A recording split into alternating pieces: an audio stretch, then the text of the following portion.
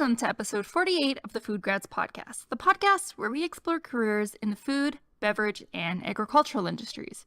I'm your host, Veronica Hislop, a PhD candidate in molecular science and career partner with FoodGrads. This week on the podcast, I interviewed Tanguy Etoga, CEO and founder at Normex Inc. Normex Inc. is a food safety software company that will make the expected bridge to overcome the problem of limited resources and help companies automate their quality, food safety, and health and safety tasks and operations. Today, several companies in North America have adopted Normex to maintain their food safety systems. On this week's podcast, Tanguy talked to me about Normex Inc. and how it came to be. Tanguy walked me through his career journey and shared a story of where his passion for operational efficiency, quality, and food safety comes from. We spent a lot of time talking about leadership and what it looks like in food safety, leading by example, building trust, actively listening, and figuring out how you can provide value. But that's just a bit of a teaser. Tanguy does a much better job at describing it than I just did. Tanguy is a great storyteller, giving firsthand insights of how he led working in his first quality role as a quality assurance manager and just how he learned through that experience. If you are interested in a career in quality assurance and are thinking about one day becoming a manager, then you need to listen to this episode. So enough with that introduction, let's get on with the show.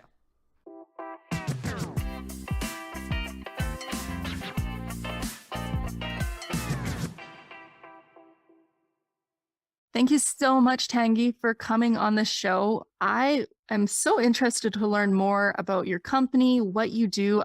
I had a chance to go through your career journey, and it seems like you've done so many leadership things. You're now involved in the OFPA.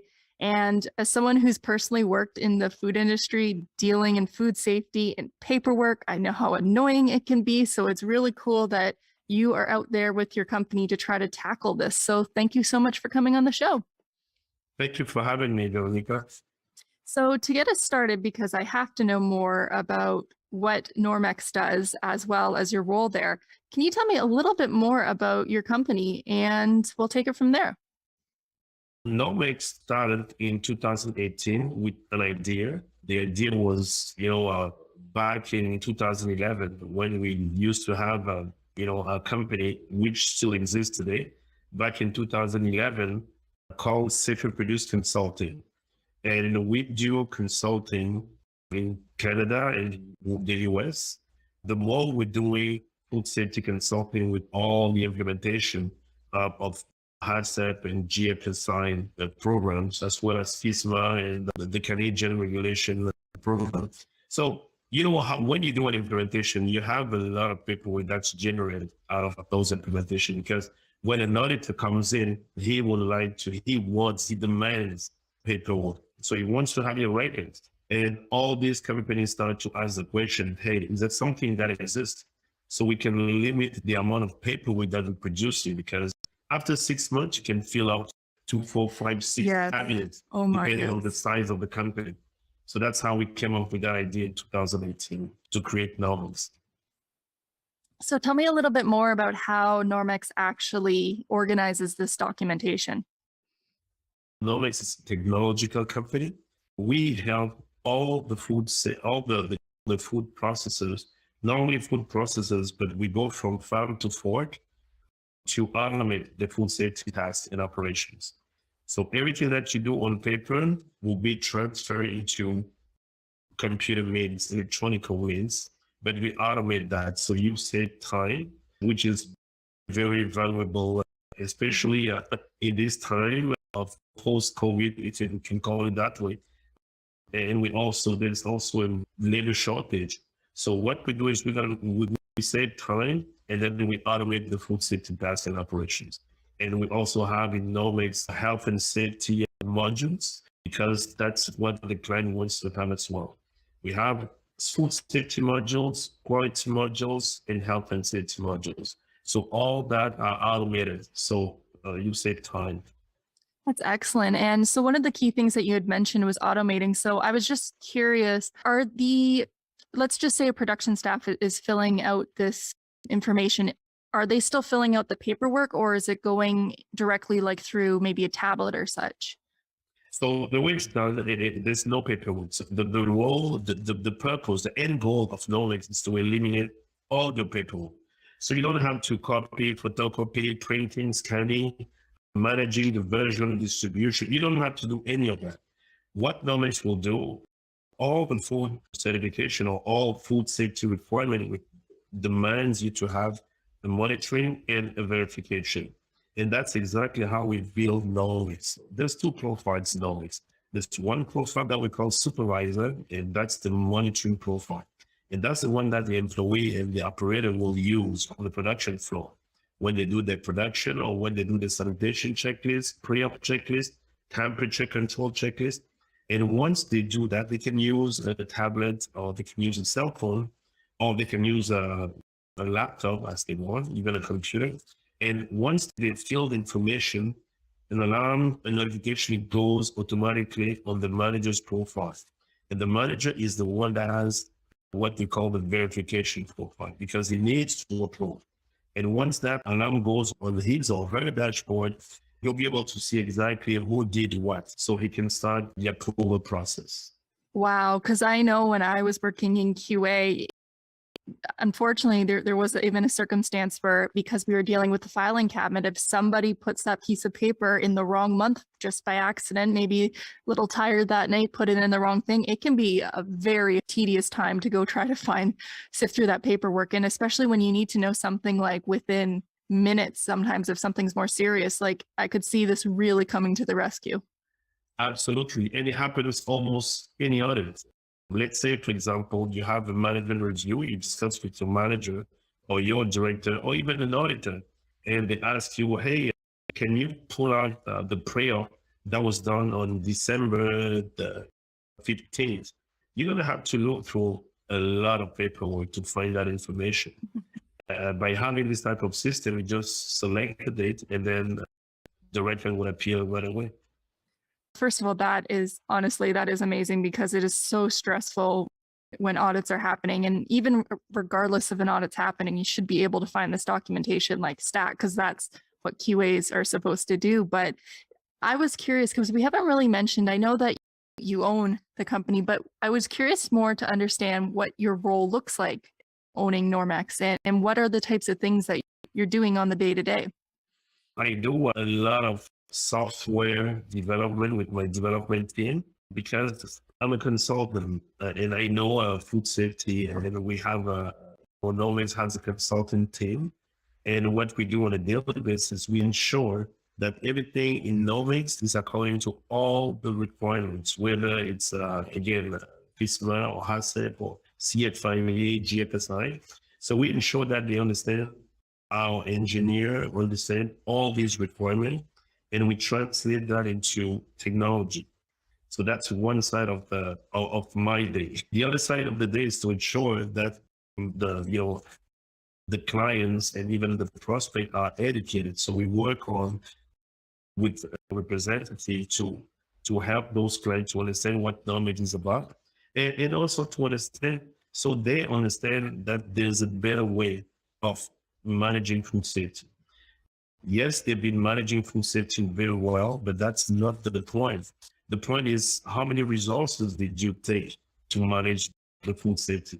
And this comes and says, you can be as efficient and as good or even better by using less resources.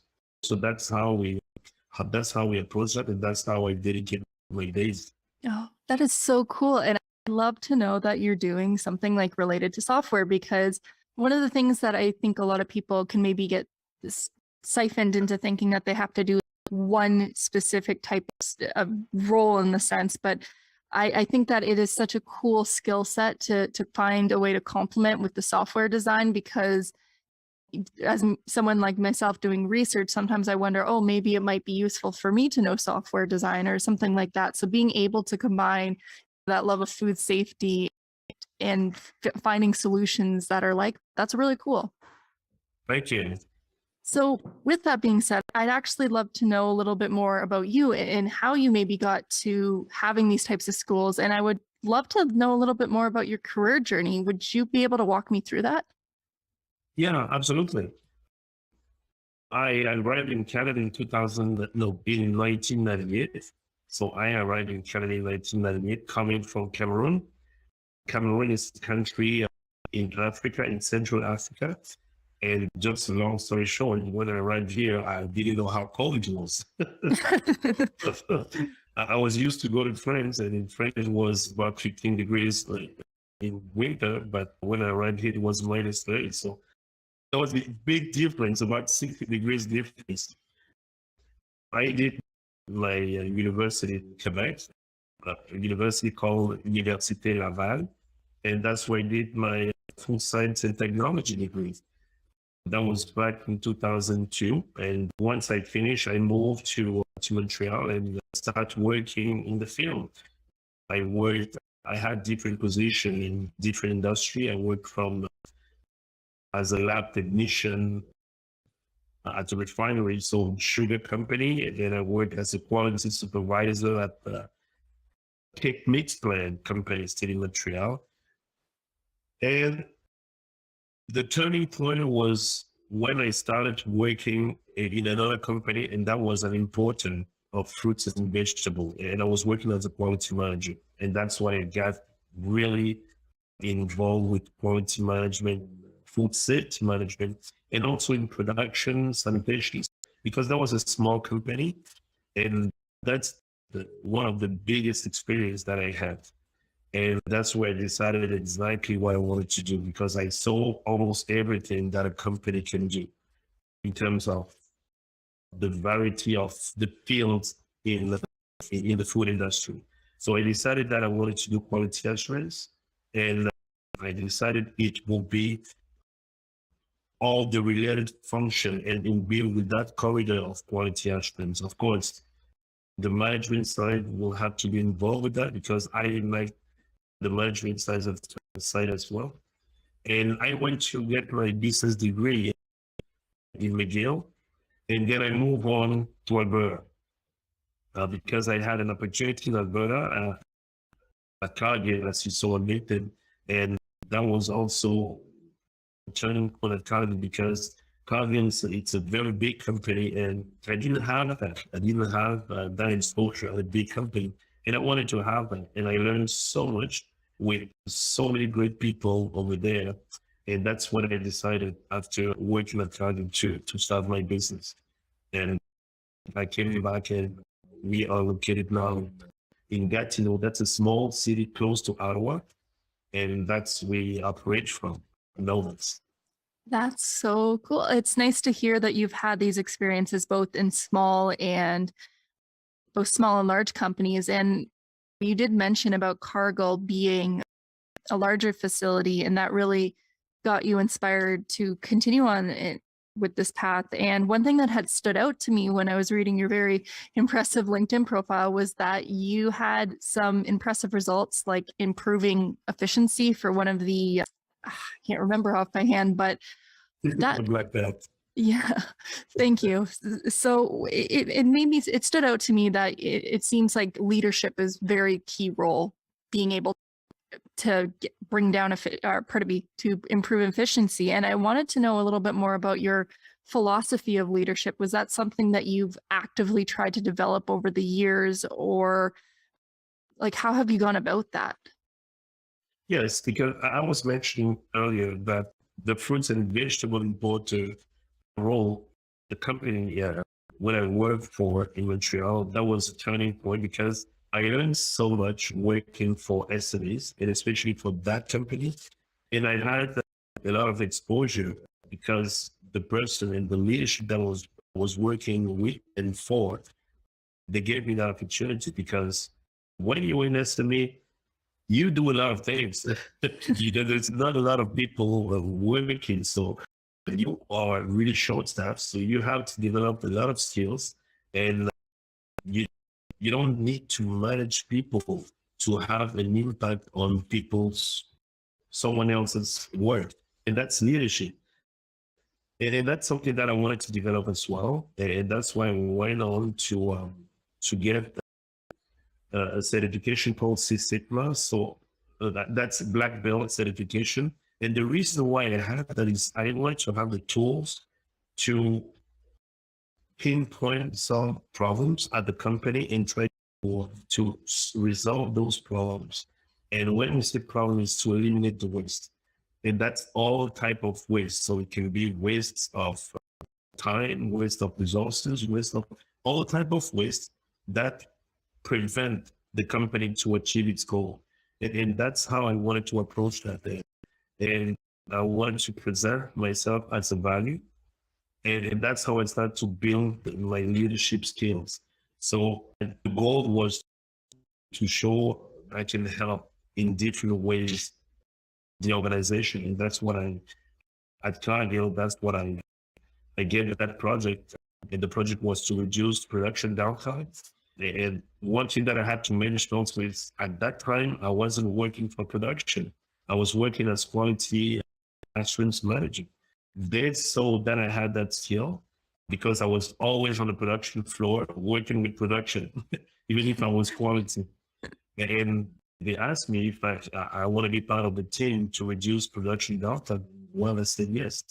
And the more we advanced on the project, the more they realized that I have the skill to do that. And we start getting information, taking the data on the equipment and try to find the reason why we had so many downtime. And before I knew it, I was the leader of the project. And they were following my lead because I knew the process of system.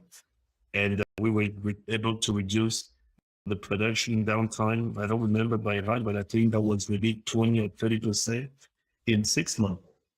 We're talking about over $200,000 saving because we reduced that loss. So that's how I applied the leadership then. I really like that. And one thing that you said that stood out to me was leadership isn't about managing people, if I remember correctly. And yes. Okay, that's a really good way of thinking about it. And I almost feel like in a way how do I want to put it? Like, I want to say the word that's coming up is it's less of an egotistical approach.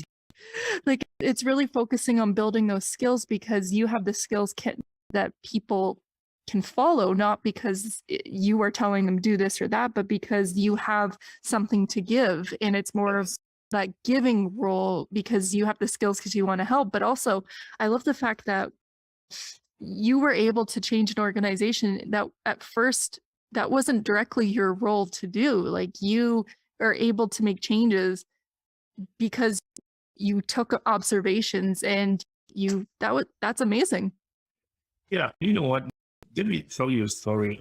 When I came out of school, you have a bachelor degree and you think that the world owes you something because you have a diploma and you feel good about it. And I started to work on that techniques plan. And right away, I was supervising a technician. That was my first job, supervising a technician. But that technician had 35 years of experience. So I didn't know at the time that he knew way more than I did. So I thought my position, because I was the manager, not the manager, I was a supervisor at the time. I thought my position gave me the knowledge, but no. And I remember the first week that I started, they had a problem and he tested me and he came and sat down and said, "Hey, boss." He said boss on purpose. So he said, "Hey, boss, what do we have to do in this case?" So I looked at the problem and I looked left, right, up, down. I didn't have any idea what to do. No idea. And I had a choice. One, I could have used my position and say, "Hey, this is what we're going to do," and then hit the wall. Or two, I can rely on his experience and then follow his lead. So I learned at the same time. And luckily, I chose the second option.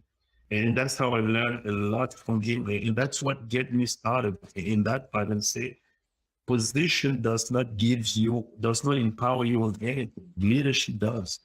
And to acquire or to get that leadership, you have to learn the skill to develop some skills. And the first skill that you have to develop is to listen to everybody across the company, because everybody, they always have something to teach you.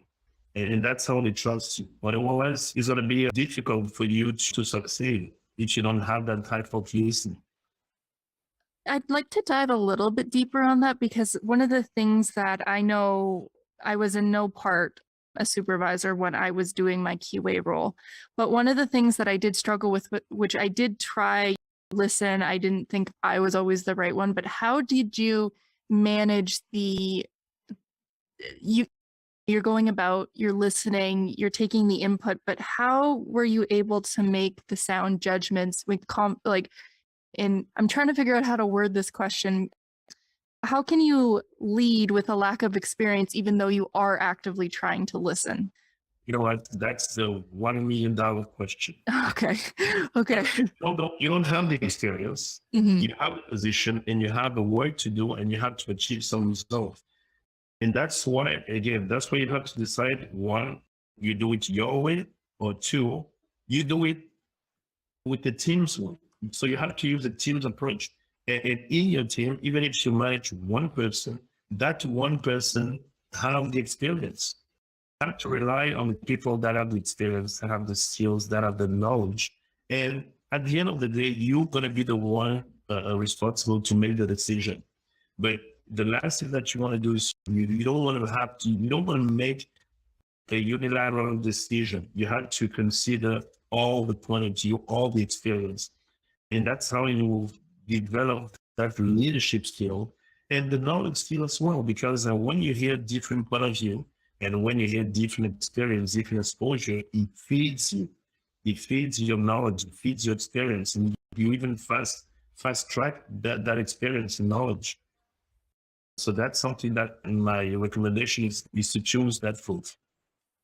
That is really good advice, because it's hard when even if you are trying to be humble coming into a new role and you're a young person, coming out of school, and you do have some knowledge. I mean, you did just finish a degree, but it's a difficult transition coming in and just being in a new environment, because being at school, you're told, here's the coursework, here's a quiz, write it down. But then when you go into the actual manufacturing field, it's totally different. You're interacting with other people, you're making decisions that actually affect other people. And it's a tough transition, and you grow really fast, I find.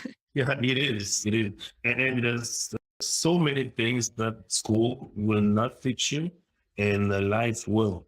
And you have to be humble and you learn from life. For example, you won't get to know things that work until you start working. Things like, yes, you come with your technical knowledge that you learn at school, but once you get to the company, well, the company has a culture and you cannot learn that from school. So you have to know what's the culture at that company. When I say culture, for example, at the company, do people act without discussing first? Because you have some company, when an incident happens, they have the liberty to fix the problem right away because that's the company's culture.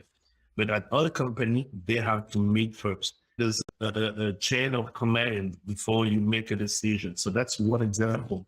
So if you come out of school, you don't know what is what. So you want to make sure that you learn that. And that's the knowledge. That's one side. Another side can be political matters. That's how we call that. Who has the power at the company? That's something that's important, because you can have all the right answers. If you don't run that for the person have the power to decide, you won't change anything. And those things that you learn, that when you start working, it is just that it happens. Even if it's not really visible at the company, there's always those lenses that you have to consider. And you learn that when you start working.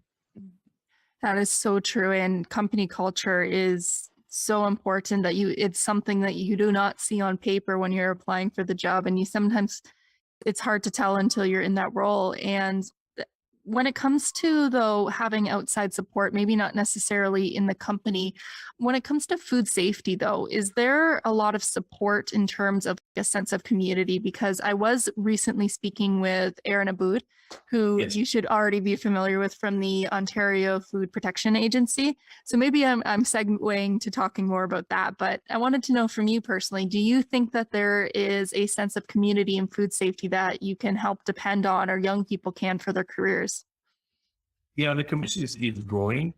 I remember when I was at school, I was looking for the same information, and that was a little bit harder.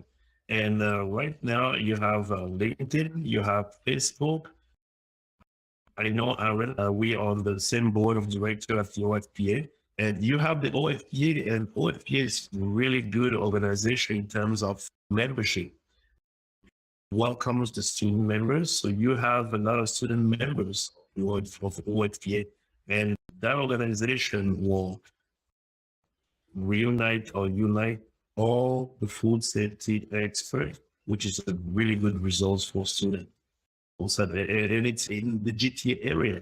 That's actually amazing for any student that want to be part of a community, a food safety community. When I also refer to like community, maybe we can talk a little bit more about what that is. So what do you think is important for having a good culture of food safety? What I think is important, I always like to start with listening before talking. To me, that's very important because everybody has something to share and everybody has something to say. But when you start working at a food company, for example, it's important to listen what's going on. And something for you to understand exactly what I'm talking about is just a long story short. When I started at Cargill, that's something that happened. And you probably know that, when you work as a quality, or either as a food safety expert, quality control, quality assurance, they are not viewed, or just a few companies view them as a value to the company. But a lot of companies do not view them as value. They view them as a necessary evil, because you are necessary to get my product out. That's why I had you. So you have to show your value. And to show your value, you have to listen, right? The reason why I'm saying that is the production wants to produce and then kick the product out. But the quality wants to slow down, come and say, hey, slow down, because you can have food safety issue, you can have this type of problem, quality problem. So what has to be done here on the quality side is you have to listen to understand what are their struggle, and to get them trust you because you understand what their role and what their work is about. Don't stay in your office, because when you stay in your office, they view you as a threat, because you're going to come and say, hey, I'm just going to put your line on the hole because you find this and this in the product. So when you're on the floor and you discuss with them, you help them solving their problem, that's when they start listening to you. And I think that's how you build the value and you build a sense of community, not only at the facility, but also outside.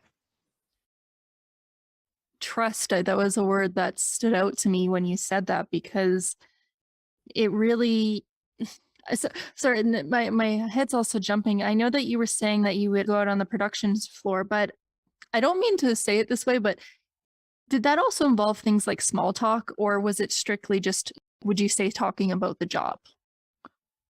Everything. Okay. Okay. I just asked that because to me it is, in a weird way, that was something that I was thinking about when I was on the floor, because I felt it was important to at least have a little bit of a, hey, good morning, how are you? Like that type of stuff, because I felt that it was important for them.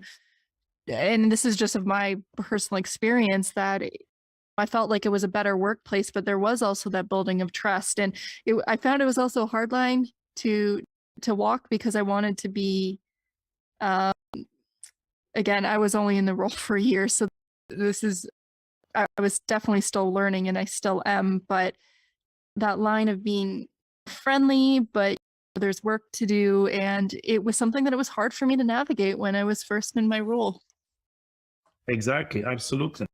And then at any organization, at any group that you participate, as soon as you're not alone, each you at least two, you always have to fall in. You always will follow the 4 phases. We call that the 4 phases of a group.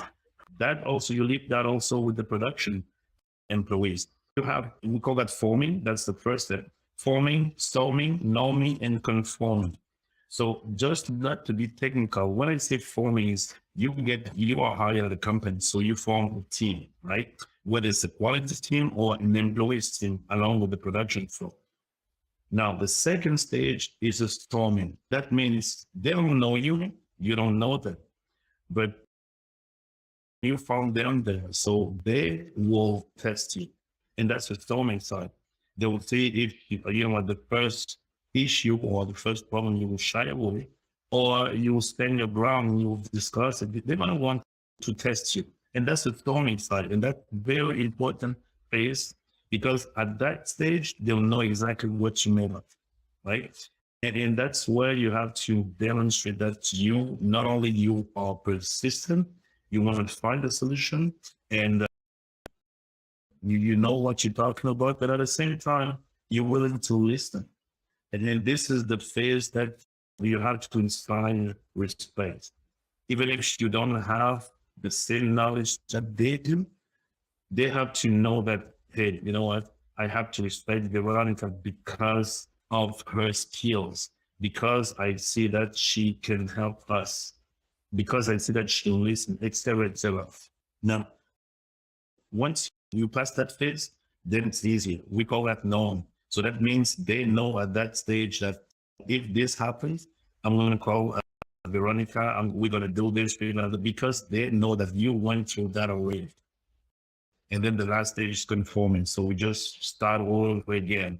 And that's very important when you start at a company or when you start in any group, you have to go with all those phases. I'm just thinking, I'm like, okay, good thing this is getting recorded, because this is the type of information that I would want to be knowing, like coming into a role, because I've experienced what you're talking about. I would have never thought about it this far, about how it makes sense what you're saying. And I know as school doesn't prepare you for this type of stuff. And I can tell that you have experienced this and you've identified this type of experience stepwise. Yeah, at some point, it may happen that you work with some employee that cross the lines, and because they want to see how you react. And depending on the way you react, they will either respect you, and that's also in the storming stage. They will either respect you or they'll know that they can do that again. So it's really going to be up to you. And you have to deal with the situation in a good way, a respectful way, so they know that they have someone in place that stands his ground or right ground, that it's respectful and that has to be respected. Mm-hmm. And after that, everything will run really smoothly. But the biggest thing here is you have to always show that you are there to provide value for them. Quality is a supporting role. Quality is support. The role of quality is to ensure that the product that goes out, meaning production, right? Because production is the primary role of a company. And you have to, the production employee have to see quality as a supporting role. They're supporting us. So they are on our side. They're not against us. And that's how to, it's a fine line, but depending on the company and depending on the type of personality, you have to navigate and find a way to present yourself as a value. It's really difficult, especially when you're young, because you're growing up in general, you're trying to navigate coming out of school, working the workforce, but then with the added layer of being in food safety, it's a difficult task, but it's really rewarding as you go through it. I'll say that. Definitely. It's really difficult. It's just trial and error, right? So You're going to try, you're going to fail, you're going to try, you're going to fail. And then, hey, guess what? You're going to try again, then you're going to pass. That's what's beautiful about it. Wow. You have to keep trying. Yes. And hearing you talk about this as well, I can tell that you have a passion or like a love for food safety and such. And I'm just curious, like, where has that come from? What keeps you going that you want to stay involved in food safety, create Normex, keep improving? Like, where does that come from? That's way back when I was a child. And that energy. I remember we were having dinner with my family, and we were eating mangoes back in Cameroon. And my dad, he just asked a question. He said, "Hey, Tanguy, when it's mango, that means it's the mango season, right? And the mango season, stays a certain amount of week. Then I think a couple of weeks. Then that's it. There's no mangoes. You cannot find mangoes anymore." And then asked me the question, "Hey, maybe you're gonna be the one to find the solution so we can eat mango all year." Then I said, "Hey, that's not bad. If I can do that, my goodness, that would be amazing because we love mango so much." And the next time, the more I was growing up, the more I was looking for information about how to study something about food to present mangoes all the years. And I found this university degree called Bachelor in Food Science and Technology that I said, hey, maybe that's what I'm going to learn now. And yes, we are far from mangoes today, but I kept that energy with me, just helped me to improve everything that I do with quality and food safety. In Normex, it's actually complementary to consulting because yes, we are consulting. We do a lot of mandates to implement, HACCP and GFSI. But the Normex came on the technology side to do exactly the same thing. So to say, once you have implemented, instead of doing paperwork, you can improve what you do and then use technology rather than paperwork. That fire just stays with me, and that's why I just keep going because I like it. I love that. And I guess things are working out if we can get some mangoes in -30 weather in Canada. So because that's a good sign. But no, that's a lovely story. And, I think I'm going to leave it there on such a positive note. But before I do go, there's 2 more things I just wanted to ask you. You talked about it throughout the show, but I really wanted to take it the essence of what you've been saying. So what advice would you give students looking to go into a career of food safety? I'll say 3 things. The first one is to find your interest. You have to start with that because you don't want to start something and then say, hey, I don't like it, and then just realize that after 5, 6 years. You have to find what interests you in food safety. When I say food safety, is it quality assurance? Is it R&D? Is it production? Is it sanitation? All these have an impact on food safety. Is it pest control? You have to find your interest, what you would like as a new employee or as a new person that's searching what you want to do. Once you have an idea, you can never be 100% in yourself, but you can have an idea when you look at what's the date of an R&D, what's the day of quality assurance person, etc. Then the second advice that I can give is go your first jobs at the beginning, look for SMEs. Don't go to the big company. Even if you have 200,000 at a bigger company, I will say no if it's my first job, because you lose an opportunity to learn a lot. At SMEs, you will do a lot of things. You'll do, even if you are hired to be a HACCP supervisor or HACCP coordinator, I can guarantee you do sanitation, you do production, you will help out in many areas, and then you'll develop a lot of skills. So you'll have a lot of skills that develop, which will prepare you if you want to go for a big company. You have all the tools, and that's the second advice. The last advice that I can give you is to make sure that you find a good boss at the SMEs, because you have a good boss, but you have bad bosses. So, and I'm pretty sure you're going to tell the difference between both. A good boss will help you, will be a mentor to you, and the bad one will not. The bad one will, you'll feel guilty all the time. That's not a good sign that you're the right place. The three advice in a nutshell. Those are really good pieces of advice.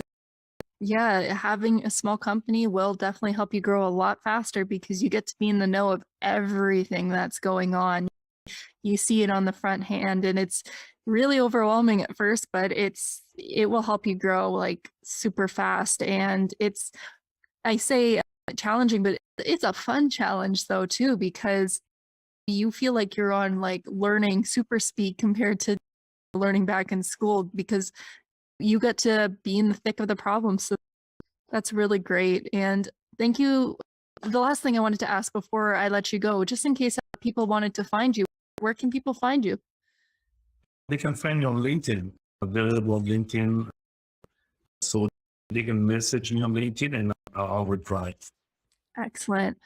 Thank you so much for coming on the show.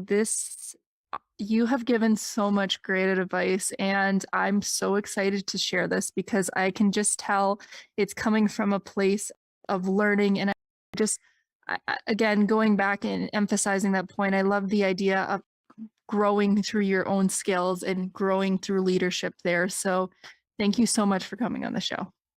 Thank you, Veronica, and have a great day.